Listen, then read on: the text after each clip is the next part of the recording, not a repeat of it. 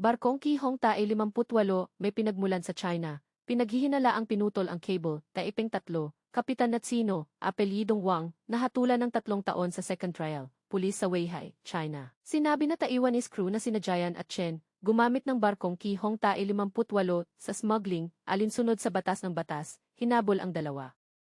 Noong Pebrero may barkong Hong Tae 58 na Tsino ang pinagmulan, pumutol ng submarine cable sa Taiwan, nahuli ng Coast Guard sa Taiwan, Kapitan na Tsino na si Wang Yuliang ay hinatulan ng 3 taon. Ngayon nagsalita ang opisina ng China sa Taiwan at sinisi ang Taiwan. Naglabas ng reward ang pulis para sa 2 Taiwanese. Sana makapagbigay ng impormasyon ang tao mula sa magkabilang panig. Pulis sa Weihai naglabas ng anunsyo, kaso Hong Tae 58, 2 Taiwanese ang nagmaneho ng barko, matagal na sa smuggling ng frozen goods sa China. Ngunit may tanong mula sa media ng Taiwan, pero sinabi ng tagapagsalita Peking. Mayroon pa bang ibang Taiwanese o residente ng China ang lumabag? Gagawin din ng China ang legal na hakbang.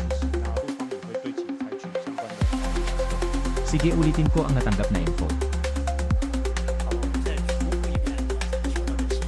Ito ay nakakatawa, kapitan ay Chino, lahat ng crew ay Chino. Sa tubig ng Taiwan, sinira ang submarine cable ng Taiwan.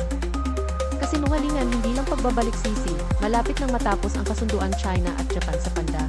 Senador ng Japan nagsabi sa social media, para sa zoo ng Japan, makipagpalitan ng hayop sa zoo ng Taiwan para makuha ang panda. Panda sa Taipei ay regalo, hindi pa upahan, pinaiinit nito ang opisina ng China sa Taiwan.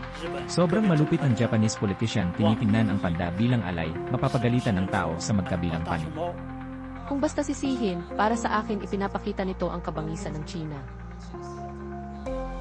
Ang pagkakaibigan ng Taiwan at Japan ay nagpapaselos sa China. Patuloy na pinipigil ng China, pero ang mga demokratikong kaalyado ay lalong nagiging malapit. Gusto mo ba ang content namin? Mag-subscribe at i-follow na ang Liho TV.